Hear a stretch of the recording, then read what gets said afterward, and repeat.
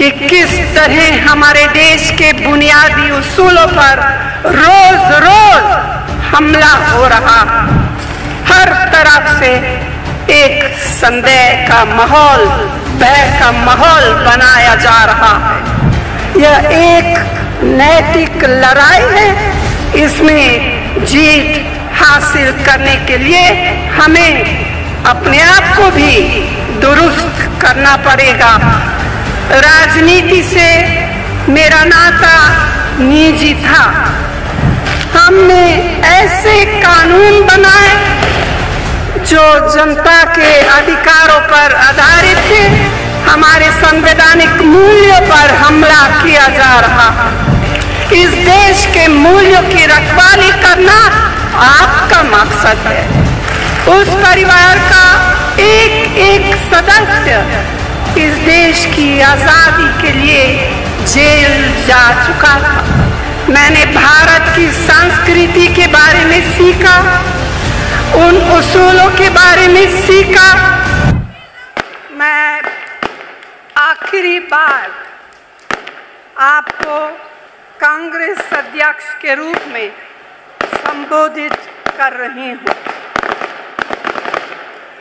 एक नया दौर, एक नए नेतृत्व की उम्मीद आपके सामने है। 20 साल पहले जब आपने मुझे अध्यक्ष पद के लिए चुना और मैं इसी तरह आपको संबोधित करने के लिए यहाँ खड़ी थी, मेरे दिल में घबराहट थी, यहाँ तक कि मेरे हाथ कांप रहे थे। मैं सोच नहीं सकती थी कि किस तरह मैं इस ऐतिहासिक संगठन को संभालूंगी। मेरे सामने एक बहुत कठिन कर्तव्य था। तब तक राजनीति से मेरा नाता निजी था। जैसा कि आप सब जानते हैं कि राजीव जी और मेरा विवाह हुआ। उसी के जरिए मेरा राजनीति से परिचय हुआ। जिस परिवार में मैं आई वह एक क्रांतिकारी परिवार था। इंदिरा जी उसी क्रांतिकारी परिवार की बेटी थी जिस परिवार ने स्वतंत्रता संग्राम के लिए अपना धन, दौलत और पारिवारिक जीवन को त्याग दिया था। उस परिवार का एक एक सदस्य इस देश की आज़ादी के लिए जेल जा चुका था।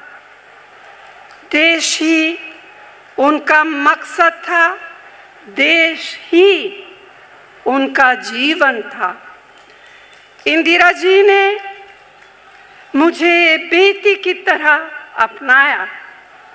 उनसे मैंने भारत की संस्कृति के बारे में सीखा, उन उसूलों के बारे में सीखा जिन पर इस देश की नींव डली है। 1984 में उनकी हत्या हुई। मुझे ऐसा महसूस हुआ जैसे कि मेरी माँ मुझसे छीनी गई है। इस हादसे ने मेरे जीवन को हमेशा के लिए बदल डाला।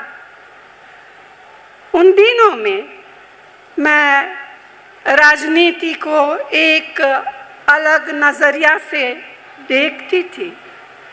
मैं अपने आप को, अपने पति और बच्चों को इससे दूर ही रखना चाहती थी। मगर मेरे पति के कंधों पर एक बड़ी जिम्मेदारी थी।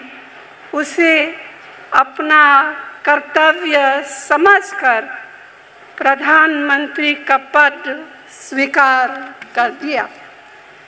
इस जिम्मेदारी को निभाने के लिए उन्होंने दिन रात एक किए। उनके साथ मैंने देश के कोने कोने तक दौरा किया, लोगों की समस्या को समझा, देश के सामने चुनौतियों को पहचाना।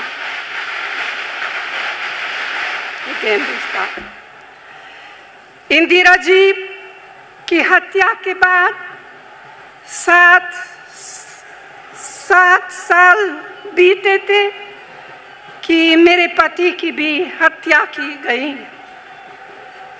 मेरा सहारा मुझसे छीन गया। इस दौर को पार करने में कई साल बीत गए हैं। केवल जब मुझे एहसास महसूस होने लगा कि कांग्रेस पार्टी कमज़ोर हो रही है, उसके सामने गंभीर चुनौतियां आ रही हैं और सांप्रदायिक तत्व उभर रहे हैं, तभी मुझे पार्टी के आम कार्यकर्ताओं की पुकार सुननी पड़ी। मुझे यह महसूस हुआ कि इस जिम्मेदारी को नकारने से इंदिरा जी और राजीव जी दोनों की आत्मा को ठेस पहुंचेंगे और उनका बलिदान व्यर्थ जाएगा। इसीलिए देश के प्रति अपने कर्तव्य को समझते हुए मैं राजनीति में आई थी। उस समय कांग्रेस के पास, जहां तक मुझे याद है, शायद केवल 3 राज्य सरकारें थी। हम केंद्र सरकार से भी काफी दूर थे। इस चुनौती का सामना किसी एक व्यक्ति का चमत्कार नहीं कर सकता था। आप सबके सहयोग से हमने बेमिसाल कामयाबी हासिल की और एक के बाद एक 2 दर्जन से अधिक प्रदेशों में हमारी सरकारें बनी। ऐसे परिणाम मजबूत इरादे, अपने सिद्धांतों के प्रति संकल्प और समर्पण से प्राप्त होते हैं।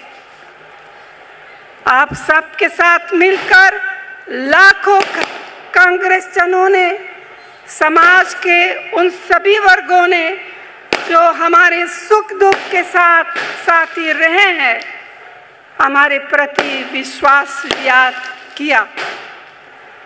कांग्रेस पार्टी के लाखों कार्यकर्तागण, मेरे प्यारे भाइयों और बहनों, इस जीवन यात्रा में आप मेरे हमसफर रहे हैं, मार्गदर्शक रहे हैं। मैं आप सबको धन्यवाद देती हूँ कि आपने हर मोड़ पर मेरा साथ दिया है। मैंने आपसे जो कुछ सीखा और समझा, उसकी कोई तुलना नहीं हो सकती। मेरे अध्यक्षता के शुरुआती सालों में हमने मिलकर पार्टी को एकबद्ध और एकजुट रखने की लड़ाई लड़ी। सदी बदलने के बाद हमने शीघ्र ही एक प्रमुख विपक्षी दल की महत्वपूर्ण भूमिका को अपनाया और 5 सालों के लिए अपने स्वतंत्रता संघर्ष तथा संविधान के मौलिक मूल्यों की